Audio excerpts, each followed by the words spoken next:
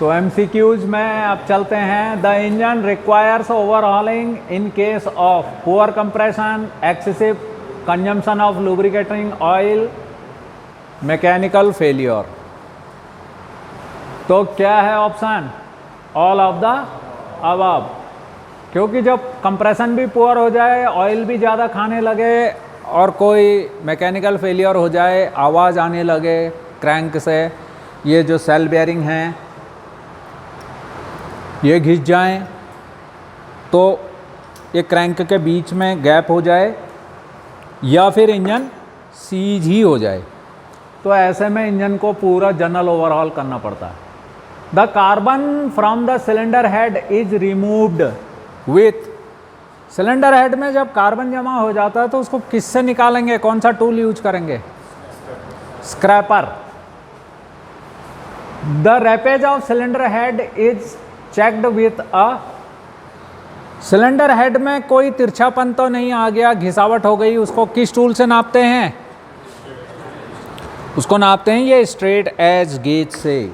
Cylinder head को रख के इसके किनारे एकदम सीधे होते हैं, इस गेज को रखकर ऐसे और दोनों सिरों पर यूं और यूं, तब फिर इसके बीच में डालते हैं फीलर गेज। अगर कोई गैप है तो इसकी पत्तियां निकाल निकाल के जो पत्ती घुस रही है उसके अंदर उसे नोट कर लिया जाता है, तो पता चल जाता है सिलेंडर हेड टेढ़ा है, घिसा है, कितना घिसा है, कितनी उसकी फेसिंग करानी होगी, इसका पता चल जाता है। Next, the cylinder head nuts should be tighten to a torque of about. इसमें बहुत टाइप के टॉर्क दे रखे हैं, 15 Nm, 50 Nm, 150 Nm और 1500 Nm। Nm का मतलब क्या होता है? Newton metre. तो एक्चुअली इसमें जो ऑप्शन 150 Nm ऐसे लिख रखा है, परंतु प्रत्येक वाहन निर्माता अपने सिलेंडर हेड का टाइटिंग टॉर्क देता है, अलग अलग होता है। अलग अलग सिलेंडर हेड का टाइटिंग टॉर्क अलग अलग होता है। It's depend on number of cylinders, the material used for cylinder head and cylinder blocks. Cylinder head cast iron का है और ब्लॉक एल्यूमिनियम का है, तो अलग तरह से होता है। सिलेंडर ब्लॉक एल्यूमिनियम का है, सिलेंडर ब्लॉक कास्ट आयरन का है और हेड एल्यूमिनियम का है, तो उसका अलग टाइटिंग टॉर्क होगा। ठीक है, तो वो अकॉर्डिंग टू मैन्युफैक्चरर होता है। यहाँ पर 150 Nm दे रखा है। वो नेक्स्ट क्वेश्चन है, aluminized valves are never ground, they have to be replaced. जो एल्यूमिनाइज्ड वाल्व होते हैं, जिन वाल्वों में एल्यूमिनियम मिला हुआ रहता है, उनको कभी भी रिपेयर नहीं किया जाता। इस सरफेस को ग्राइंड नहीं करते। ये फेस, ये जो एंगल है, आमतौर पर क्या करते हैं, इसे बनाने के लिए ग्राइंडिंग करते हैं इनकी। ठीक है, वाल्व ग्राइंडिंग। पर जो एल्यूमिनाइज्ड वाल्व होते हैं उनकी ग्राइंडिंग नहीं की जाती है। क्यों? Aluminium is a costly material, aluminium surface is difficult to be ground, grinding such valves will make them corrosion prone and none of these। क्या इसको ग्राइंड करने से ये कोरोजन प्रोन हो जाएंगे, इसलिए इन्हें ग्राइंड नहीं किया जाता, रिप्लेस किया जाता है एल्यूमिनाइज्ड वाल्व को। Next, the valve have to be replaced if the metal to be removed for smoothening their end surfaces is more than 0.5 mm। इसको 0.5 mm से ज़्यादा ग्राइंड नहीं किया जाता। The width of the valve seat should not be kept more than 1.2 mm। जिस पर ये valve बैठ रहा है हेड में, तो वहाँ जहाँ पर ये वाल्व बैठ रहा है वो कहलाती है वाल्व सीट। वाल्व सीट कहाँ होती है? सिलेंडर हेड में। तो उसकी जो लंबाई है ऐसे, वह 1.2 mm से ज़्यादा नहीं होनी चाहिए। While lapping a valve, the lapping compound is applied to its। जब इसको हम लैप कर रहे हैं, वाल्व सीट भी बन के आ गई, वाल्व भी नए आ गए, तब भी इनको थोड़ा बहुत ग्राइंड करना पड़ेगा, ताकि जब हम इसे फिट करेंगे तो कंप्रेशन भी लीक नहीं होना चाहिए। कंप्रेशन लीक नहीं होना चाहिए, वाल्व सीट पर पूरी तरह से बैठना चाहिए। पहले चेकिंग की जाएगी वाल्वों को फिट करके, फिर इसमें पेट्रोल डाल के आप सिलेंडर हेड में वाल्व फिट कर लिए, सिलेंडर हेड को उल्टा किया और वाल्वों के पास पेट्रोल डाल दिया प्रत्येक वाल्व में। यदि वो पेट्रोल इनलेट मैनीफोल्ड में आ रहा है या एग्जॉस्ट वाल्व में डालने के बाद एग्जॉस्ट मैनीफोल्ड में आ रहा है, तो इसका मतलब है वो वाल्व पूरी तरह से बैठा हुआ नहीं है, there is a gap. Petrol ही डालना चाहिए, डीजल नहीं डालना चाहिए। पेट्रोल क्यों डालना चाहिए? है मतलब उसकी विस्कोसिटी अन्य की तुलना में कम है ही नहीं, वो विस्कस फ्लूइड नहीं है, समझ गए? इसलिए वो आसानी से चेकिंग के लिए। डीजल विस्कस है, वो नहीं भी आ सकता है और वाल्व लीक भी हो सकता है। कैरोसिन में भी इसको चेकिंग नहीं कर सकते, इसलिए पेट्रोल डालते हैं। कई मैकेनिक इनलेट मैनीफोल्ड में पेट्रोल डालते हैं और इनलेट वाल्व के पास देख लेते हैं, वो भी तरीका सही है। एग्जॉस्ट में डाल दे रहे हो, एग्जॉस्ट मैनीफोल्ड के पोर्ट पे डाल दे रहे हो, मैनीफोल्ड नहीं पोर्ट। जब सिलेंडर हेड उठा के ला पीछे से, हाँ अब इस पेट्रोल पोर्ट में आ गया उस साइड से, तुम्हें पता चल गया ये लीक है, तो उसके बाद इसको ग्राइंड करना पड़ेगा। तो वो प्रश्न पूछ रहे हैं कि ग्राइंडिंग करने के लिए जो ग्राइंडिंग पेस्ट है वो कहाँ लगाया जाता है? कहाँ लगाओगे? स्टेम में लगाओगे? यहाँ लगाओगे? यहाँ पर लगाओगे? कहाँ पर लगाओगे? ये फेस में लगाओगे। ये वाल्व है, ये इसका क्राउन है, ये है फेस, ये जो एंगल में कटा है ये है फेस। यहाँ लगाएंगे वाल्व ग्राइंडिंग पेस्ट। ओ भारी हो गया इसके लिए। ये ऐसे हो जा रहे हैं, ठीक है? तो एक सिलेंडर, एक जो इनलेट मैनीफोल्ड है, इनलेट मैनीफोल्ड भी ले आता, आप इनलेट मैनीफोल्ड भी लेके आ जाओ। एल्यूमिनियम का जो है वो इनलेट मैनीफोल्ड है बेटा। तो एक इनलेट मैनीफोल्ड दो वाल्वों को एयर सप्लाई कर रहा है। एक ये वाला वाल्व,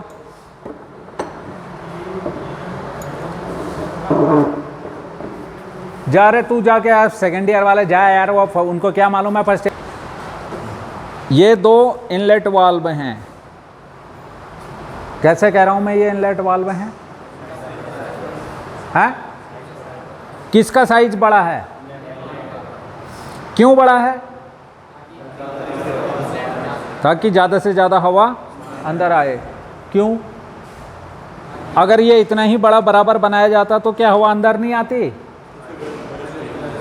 अंदर आने वाली हवा की वेलोसिटी कम है, साथ में इनलेट मैनीफोल्ड में मोड़ हैं, एयर फिल्टर की वजह से उसके मार्ग में बाधा है, इस वजह से ताकि ज़्यादा से ज़्यादा हवा अंदर आए, इसलिए इसको बड़ा रखा जाता था। ये बिना, ये नेचुरली एस्पायरेटेड इंजन है, ये टर्बो चार्ज्ड नहीं है।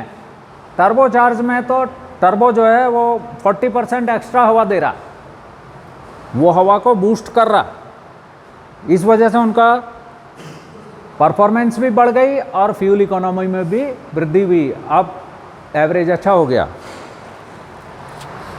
तो जो ये एक रनर है वो दो सिलेंडरों को एयर सप्लाई कर रहा है, इधर वाला और ये वाला, ये दो सिलेंडरों को एक रनर सप्लाई कर रहा है।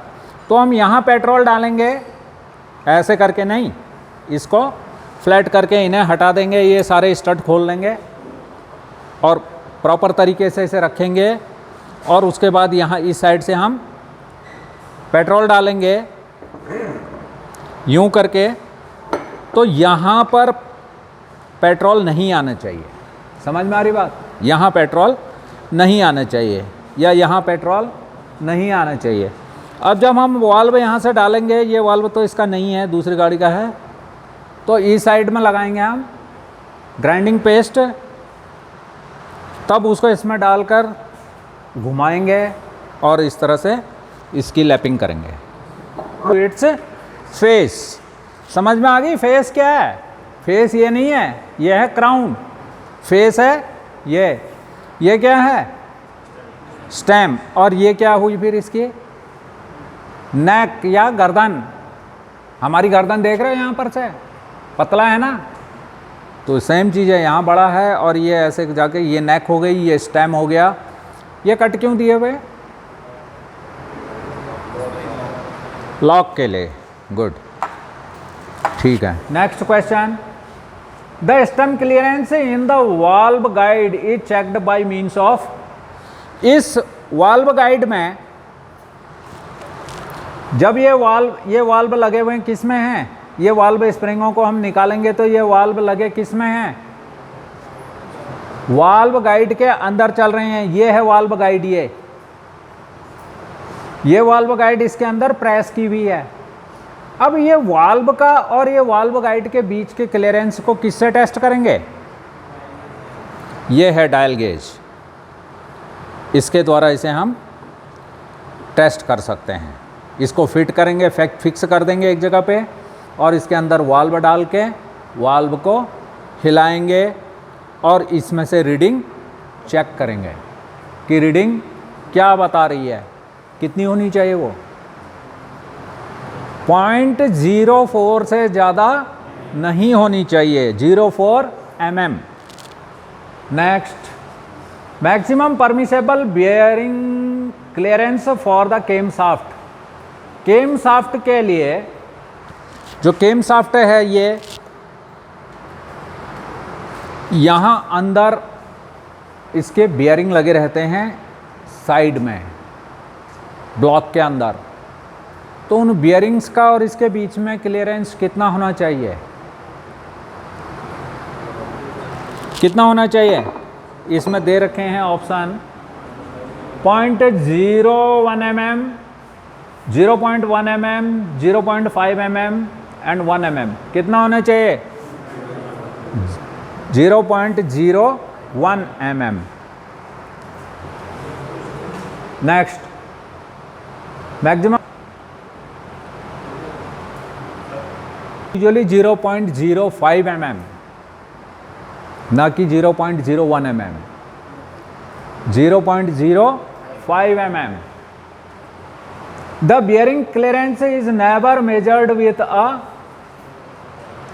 जो ये चाहे हम मेन जर्नल के बेयरिंगों का क्लियरेंस नाप रहे हैं, चाहे केम साफ्ट के जर्नल्स का बियरिंग जर्नल्स का क्लियरेंस नाप रहे हैं, वहाँ पर क्या यूज करना चाहिए?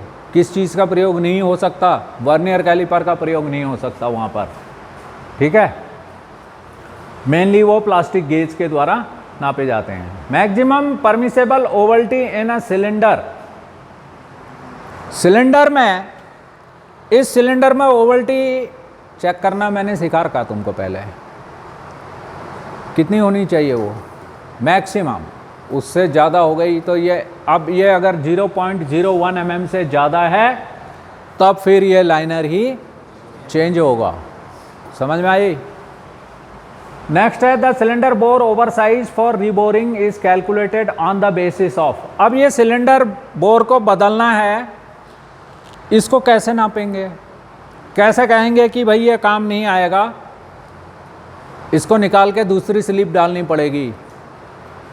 तो उसके कारण यहाँ पर दे रखे हैं, minimum ovality in any cylinder, average value of ovality in the cylinder, size of the piston available, but the right answer is maximum ovality in any cylinder. 4 cylinder हैं, 4 सिलेंडरों में से सबसे ज़्यादा वियरनेस किस में होगी? सबसे ज़्यादा वियरनेस किस में होगी?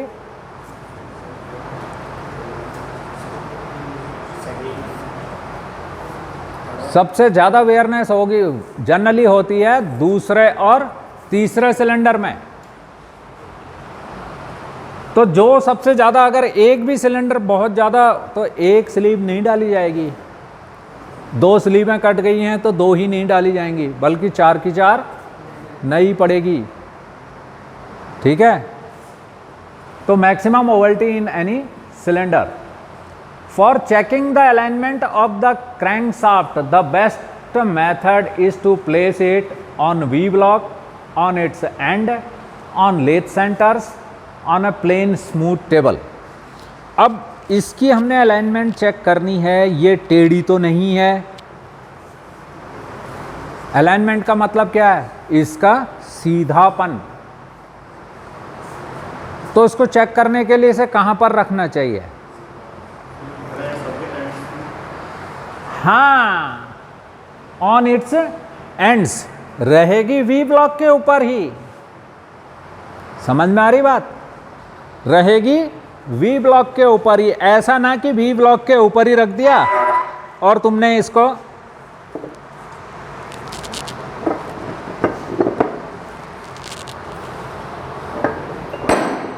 ऐसे रख के नाप रहे हो, ये गलत मेथड है। अभी भी तो ये वी ब्लॉक के ऊपर ही है, वी ब्लॉक के ऊपर ही रखी जाएगी, परंतु कहाँ? एक वी ब्लॉक इधर और दूसरा वी ब्लॉक इसके, यानी जर्नल्स के ऊपर, क्रैंकशाफ्ट के जर्नल्स के ऊपर रखे। और यदि यह 0.08 mm से ज़्यादा टेढ़ी है, इसको नापेंगे कैसे फिर? अब इसको नापेंगे कैसे कि ये टेढ़ी है या सीधी है? Which tool is required? This, ये सामने पड़ा हुआ है, डायल कैलिपर, ये सॉरी डायल टेस्ट इंडिकेटर, या शॉर्ट में बोल दो इसको डायल गेज। इसके द्वारा इसकी बेंडनेस चेक कर लेंगे, घुमा घुमा के इसको, इस पे आने वाली रीडिंग को नोट करते जाएंगे।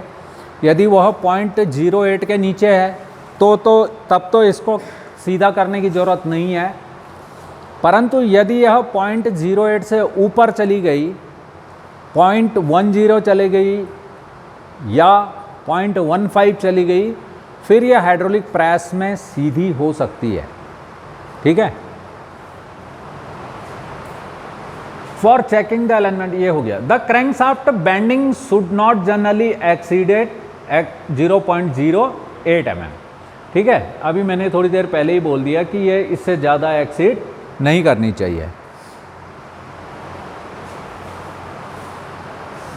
Percentage of fuel energy lost to the cylinder walls in an automobile engine is approximately, cylinder wall में जो एनर्जी यूज होती है वो होती है about 30%। Percentage of fuel energy lost to the cylinder walls in an automobile engine is approximately 30%। Sequence of coolant circulation, coolant circulation कैसे होता है?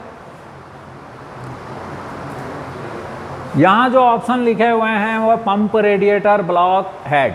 एक्चुअली क्या है?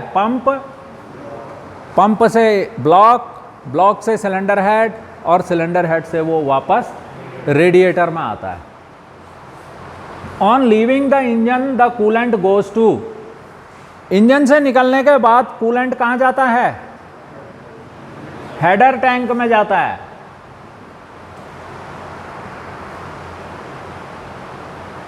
द रेडिएटर कोर, फटाफट कर रहा हूं। The radiator core is made of brass. Radiator core क्या है? जिसमें की ट्यूबें लगी हुई हैं। वो ट्यूबें किसकी हैं? ब्रास की हैं। अब प्रेशर केप कंटेन्स, ये है रेडिएटर प्रेशर केप, कैप। इस कैप में क्या क्या है? कौन कौन से वाल्व हैं? Pressure and vacuum valve. The right answer is D. The purpose of the thermostat is to keep the engine, thermostat का उद्देश्य क्या है? The purpose of the thermostat is to keep the engine at desired temperature. The thermostat valve starts to open at about 80 degree, 80 degree पर वो खुलना शुरू होता है। पर आजकल की कई गाड़ियों में 90 to 110 है, कईयों का 90 to 100 है। वो depend on the material of cylinder block. Coolant pumps are of, coolant pump किस टाइप के होते हैं? Coolant pump are of centrifugal type. The purpose of the fan, the purpose of the fan is to draw air through the radiator. वो radiator के पीछे लगा है तो वो अंदर की तरफ को खींच रहा, तो draw air through the radiator. जब रेडिएटर से हवा को अंदर की तरफ आएगी तो वो जो कूलेंट, गर्म कूलेंट पाइप से बह रहा है, उसकी जो गर्मी है उसको हवा ले लेगी हीट ट्रांसफर के लिए। Cooling fans are driven by, कैसे चलते हैं कूलिंग फैंस? इलेक्ट्रिसिटी के द्वारा भी और बेल्ट के द्वारा भी। Cooling fans are driven by electricity and belts, gear and belts, chains and gears, by all of the above. इसमें किसी में नहीं, इलेक्ट्रिसिटी एंड बेल्ट्स। बड़ी वाहनों में ज़्यादातर ये बेल्ट से चलते हैं और छोटी कारों में ये जब टेम्परेचर 93 डिग्री के आसपास चला जाता है, अलग अलग गाड़ियों के अलग अलग सेटिंग है, ठीक है, तो ये अपने आप ही चलने लगते हैं।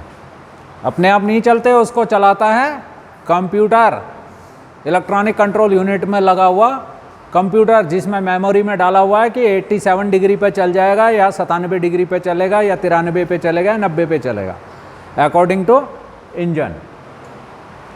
The fan in the Maruti car is controlled, Maruti car का जो इंजन है वो फैन है वो किसके, कैसा कंट्रोल्ड है?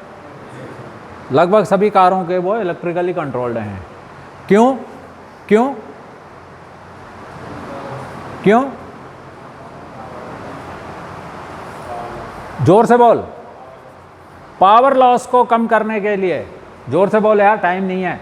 इंजन ओवरहीटिंग में result due to, engine overheating में result due to radiator pressure cap stuck closed, thermostat stuck open, broken fan belt, excess coolant in the system. किसके द्वारा? ब्रोकन फैन बेल्ट, ठीक है। और ब्रोकन फैन बेल्ट, चलो जिसमें fan belt ही नहीं है उसमें thermostat stuck closed, thermostat valve बंद अवस्था में जाम हो गया। तो जाम हो गया तो जो गर्म कूलेंट है वह इंजन से रेडिएटर में नहीं आ पा रहा है, इस वजह से भी इंजन ओवरहीटिंग हो रही है। समझ में आ गई? बाय द वे यहाँ पर ब्रोकन फैन बेल्ट नहीं है, थर्मोस्टेट स्टक क्लोज्ड अगर है तो राइट ऑप्शन इज वो। चल धीरे से बदल दे। नेक्स्ट ये लुब्रिकेशन सिस्टम से है। The friction that occurs between the layers of oil in an oil film is called viscous friction, solid friction, boundary friction, greasy friction. कैसा friction? Viscous friction. The primary function of lubrication is to provide cooling effect, provide sealing action, provide cleaning action, reduce wear. क्या है right answer? Reduce wear. ये क्या है? ये secondary function है उसके। Lubricant एक कूलिंग एजेंट की तरह भी कार्य करता है, वो क्लीनिंग एजेंट की तरह भी कार्य करता है, बट वो सेकेंडरी फंक्शन है। जो उसका प्राइमरी फंक्शन है वो रिड्यूस वियर।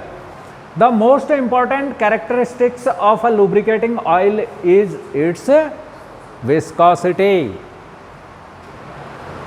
Viscosity उसका जो है important characteristics है। उसके बाद physical stability, chemical stability, resistance against corrosion, ये भी उसमें होनी चाहिए lubricant में। परंतु जो most important है that is viscosity. Most commonly used lubricants in automobiles are the animal oils, vegetable oils, synthetic oils, mineral oils. क्या है? मिनरल ऑयल्स हैं। सिंथेटिक ऑयल भी यूज होता है बट अभी मोस्ट कॉमनली यूज्ड नहीं है। कई वाहन निर्माता इसको यूज करने की अभी सिफारिश नहीं करते हैं। समझ में आ रही बात? सिंथेटिक में भी ये नहीं कि तुमने कहा सिंथेटिक जो है 80,000 किलोमीटर में चेंज होता है, चलो बदल लो, सिंथेटिक डाल लेते हैं, ऐसा नहीं करना चाहिए। समझ में आ रही है? वाहन के साथ जो मैनुअल है उस पर लिखा हुआ है कौन सा लुब्रिकेंट आपने यूज करना है। तो मोस्ट कॉमनली यूज्ड है mineral oils. The most commonly used lubrication system in automobile is the क्या? Petrol system, splash system, pressure system, none of the above. क्या है? Pressure system. प्रेशर सिस्टम का मतलब क्या है कि एक ऑयल पंप ऑयल खींच के इंजन के विभिन्न पार्ट्स तक उसको पहुंचा रहा, वो है pressure system. The approximate oil pressure in the lubrication system in modern car. Modern कारों में जो ऑयल का प्रेशर है वह कितना होना चाहिए? 200 से 400 किलो पास्कल। 200 से 400 kilo pascal. Maximum oil pressure in the lubrication system is controlled by, किसके कंट्रोल किया जाता है? Oil pressure, pressure relief valve के द्वारा। जब ज़्यादा प्रेशर हो गया तो प्रेशर रिलीफ वाल्व खुल जाएगा और वो ऑयल सिस्टम में न जाकर बाईपास हो जाएगा। The lubrication system in all modern car has gear type pump, rotor type pump, oil filter, oil cooler.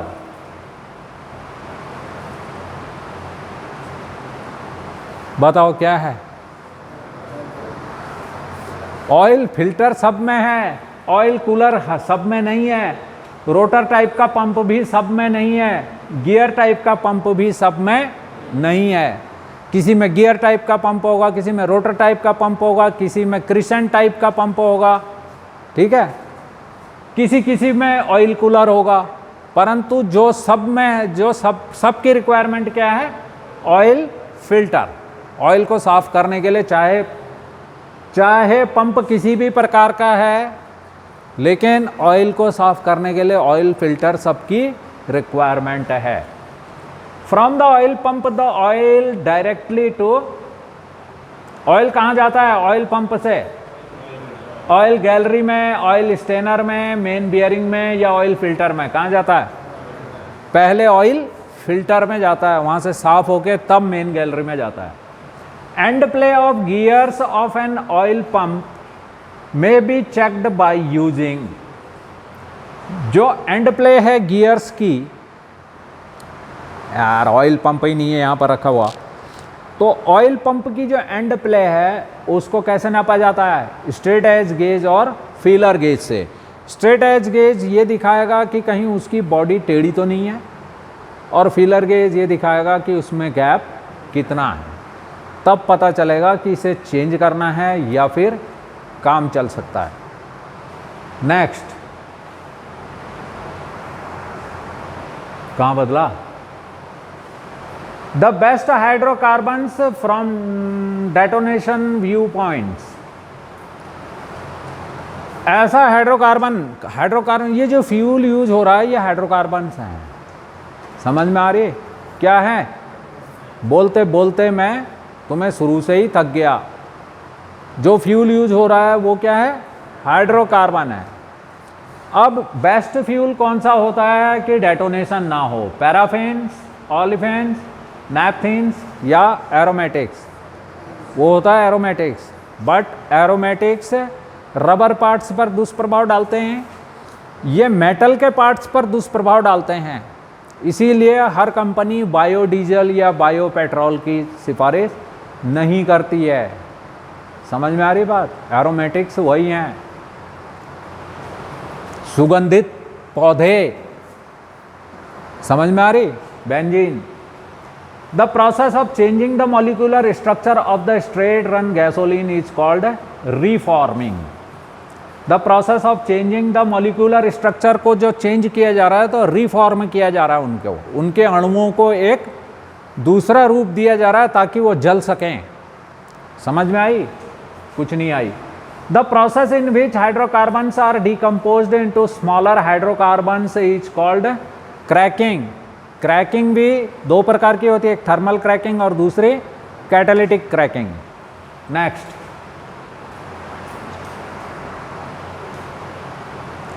The calorific value of gasoline is about, किसी गैसोलीन पेट्रोल की कैलोरीफिक वैल्यू क्या होती है? कैलोरीफिक वैल्यू होती क्या है कि जब हम किसी फ्यूल को जलाते हैं तो जलाने के बाद वो कितनी ऊष्मा दे रहा है। तो 1 किलो अगर हम पेट्रोल को जलाते हैं तो वो कितनी ऊर्जा दे रहा है? 45 मेगाजूल पर केजी। यदि 1 केजी पेट्रोल को जलाया जाता है तो वो 45 मेगाजूल ऊर्जा देता है। तो calorific value of gasoline is about 45 megajoule, mj पर केजी, 45 मेगाजूल पर KG. The calorific value of alcohol is equal to that of gasoline, less than that of gasoline, more than that of gasoline, depends upon type of the engine were used, but less than that of gasoline। Petrol से कम होती है alcohol की, नहीं तो सभी शराबी पिला के गाड़ी चला लेते। The octane number of iso octane is 100। जो आइसो ऑक्टेन है उसका ऑक्टेन नंबर होता है 100। चलो आगे। One effect of detonation is delay in ignition, interruption in lubrication, loss of power, deterioration in the quality of air fuel mixture। One effect of detonation, detonation है क्या? Hammering sound from the engine। मगर वो होती किस लिए है? क्योंकि fuel पहले ही जलने लग जा रहा है, इन पिस्टन ऊपर को जाने की कोशिश कर रहा है, मगर जो फ्यूल उसके अंदर जल रहा है वो पूरी तरह से जल नहीं रहा, धुआं जैसा बन रहा है, सिलेंडर के अंदर प्रेशर बढ़ रहा है, वो पिस्टन को ऊपर नहीं जाने दे रहा, नीचे को धकेल रहा। तो राइट ऑप्शन क्या है? Loss of power. An effective method of prevention of detonation is cooling of the charge, heating of the charge, locating spark plug at one end of the combustion chamber, reducing the quantity of aromatics in the fuel used। An effective method of prevention of detonation is the cooling of the charge। जो अंदर charge जा रहा है वो ठंडा हो ताकि वो प्री इग्नाइट ना हो। समझ में आ रही है? Next, octane number of Indian lead free petrol is less than octane number of leaded fuel petrol, equal to octane number of leaded petrol, greater than octane number of leaded petrol, not specified। Octane number of Indian lead free या unleaded fuel जो है वो equal to leaded fuel, उसका भी octane number same है, 100 ही है। The use of tetraethyl lead in gasoline is being gradually discontinued because it is costly, it has bad order, it blocks the catalytic converter, it decreases the engine efficiency। क्यों use करना बंद कर दिया unleaded fuel का? It blocks the catalytic converter, ये catalytic converter पर दुष्प्रभाव डालता है। The function of quench area in a wedge shaped combustion chamber is to improve the compression ratio, cool the end gases, decrease the volume of combustion chamber, increase the area of combustion chamber। cool the end gases, जो अंदर gases आ रही हैं तो cool the end gases, गैसों के जरा ठंडा करना। An indication of ignition quality of a diesel fuel is given by C10 number. जैसे पेट्रोल की जो ज्वलन क्वालिटी है वो ऑक्टेन नंबर से नापी जाती है और डीजल की C10 नंबर से। Next,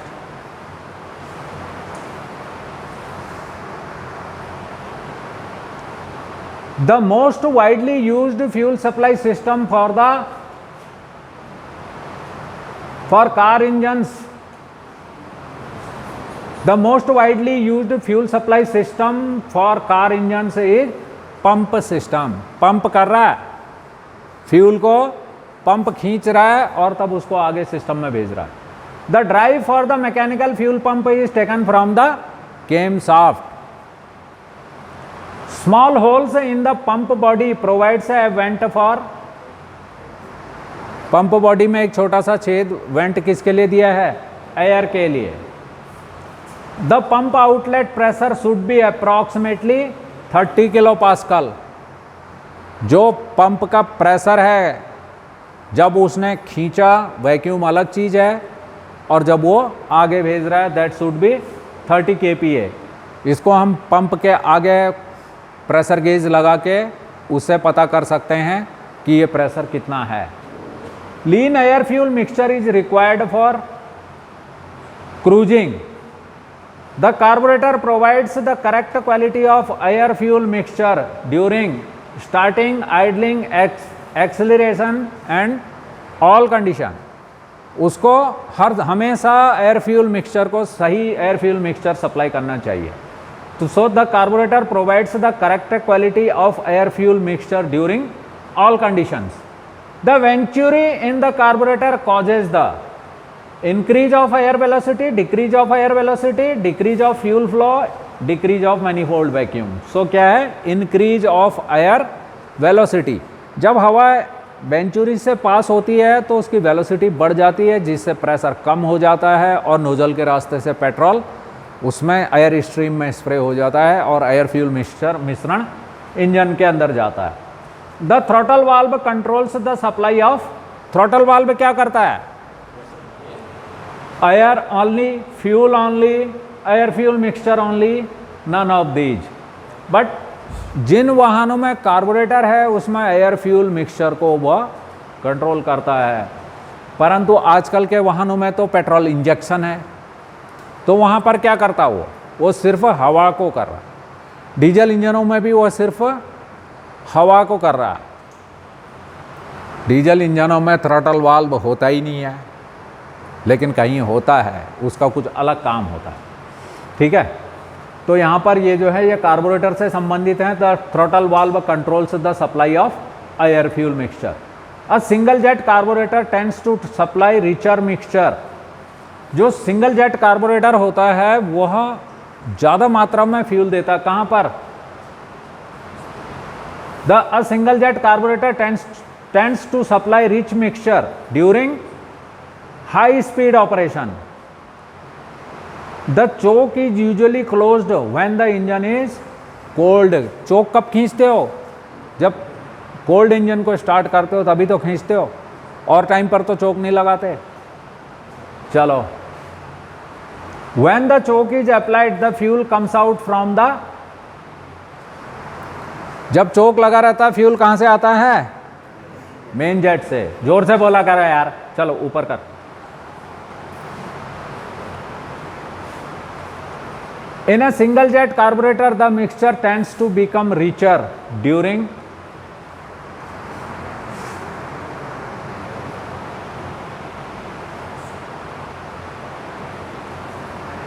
at high altitudes। High altitude में अपने आप ही पेट्रोल गिरने लगता है नोजल से। क्यों? क्योंकि वायुदाब कम हो जाता है, प्रेशर डिक्रीज हो जाता है, इसलिए वह अपने आप ही निकलने लगता है। At very low temperature, the ice tends to form in the carburetor in the venturi. जब -10 डिग्री के आसपास तापमान चला जाता है तो उस समय वेंचुरी के पास बर्फ जमा हो जाती है, अंदर एक बर्फ की लेयर बन जाती है। The example of a variable venturi type carburettor is the, जिसमें वेरिएबल वेंचुरी है वो है SU कार्बोरेटर।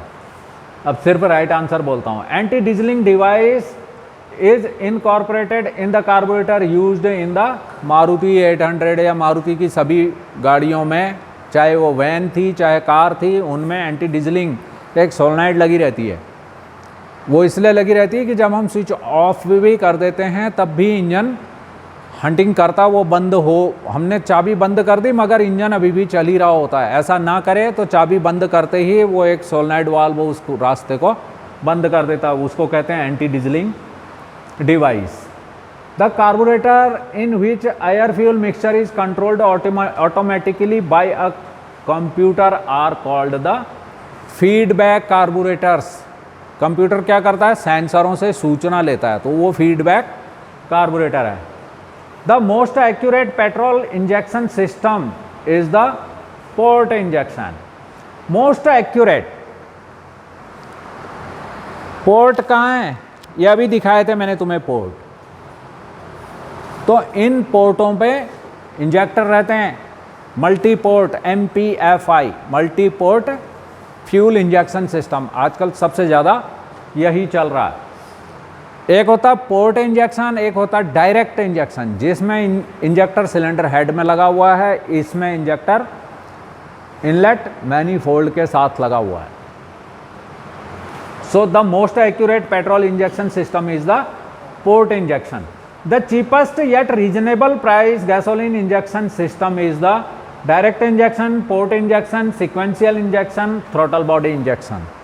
सबसे सस्ता है थ्रोटल बॉडी इंजेक्शन, सस्ता भी है और ठीक भी है, खूब चला भी, परंतु अब क्या है, पर्यावरण मानक के अनुसार वह नहीं चल सकता, क्योंकि काफ़ी मात्रा में unburned hydrocarbon, air fuel mixture की क्वालिटी गड़बड़ होने से हमेशा उसको स्टोइकियोमेट्रिक एयर फ्यूल मिश्रण नहीं बनाया जा सकता पोर्ट इंजेक्शन में। इसलिए फिर नेक्स्ट जनरेशन का आया मल्टी पोर्ट। मल्टी पोर्ट आने के बाद भी फिर डायरेक्ट इंजेक्शन भी आ गया, और उसके बाद ये सीक्वेंशियल टाइप का इंजेक्शन भी आ गया।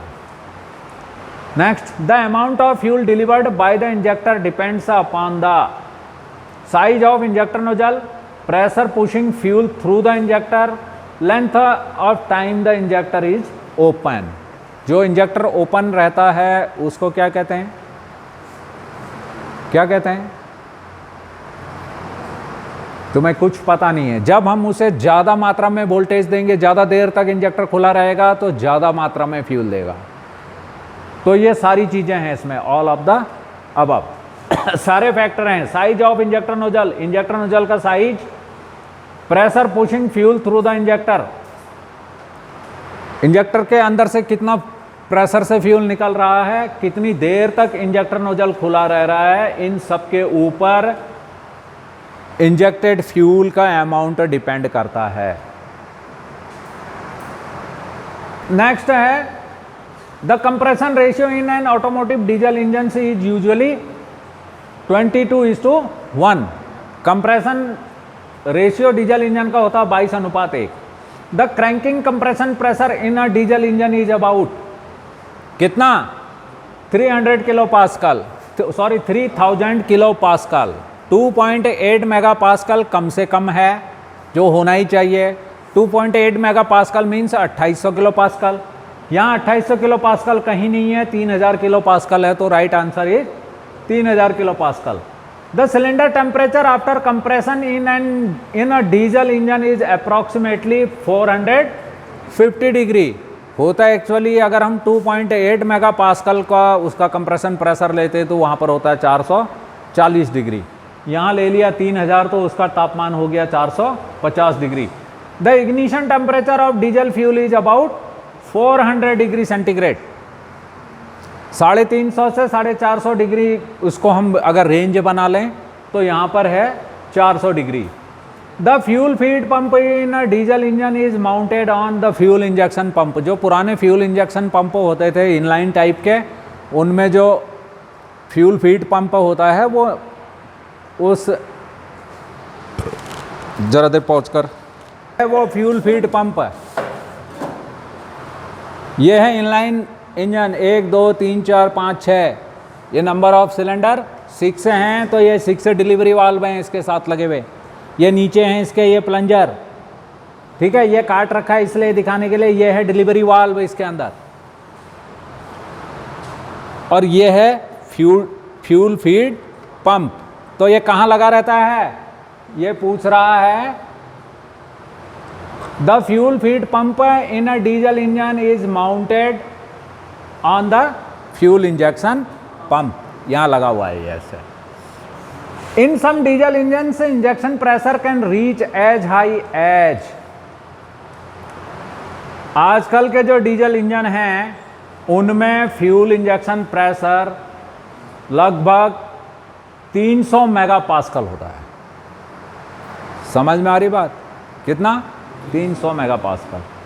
The fuel injection timing in a distributor type pump is controlled by. Fuel injection timing इसमें चेंजिंग प्लंजर, इस वाले में प्लंजर की पोजीशन को हम चेंज करके इसे उठा के इसको इंजेक्शन टाइमिंग सेट करना बाद में बताएंगे।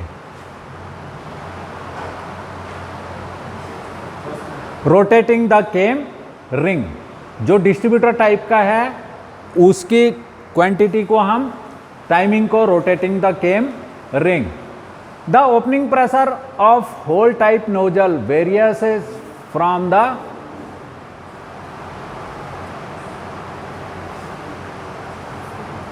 opening pressure of hole type nozzles varies from hole type nozzles varies 17 to 34 megapascal. The opening pressure of pintle type nozzle varies from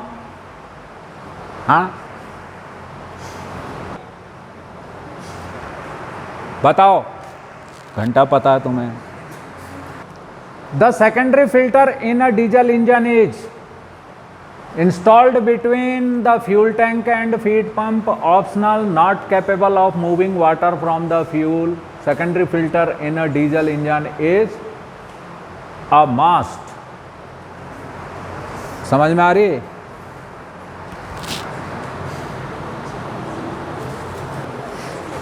secondary filter diesel engine में जरूरी है, ये नहीं कि ऑप्शनल है, ये वो नहीं है। जो सेकेंडरी फिल्टर है वो 2 माइक्रोन तक की गंदगी को साफ करता है, खासकर कॉमन रेल CRDI इंजनों में।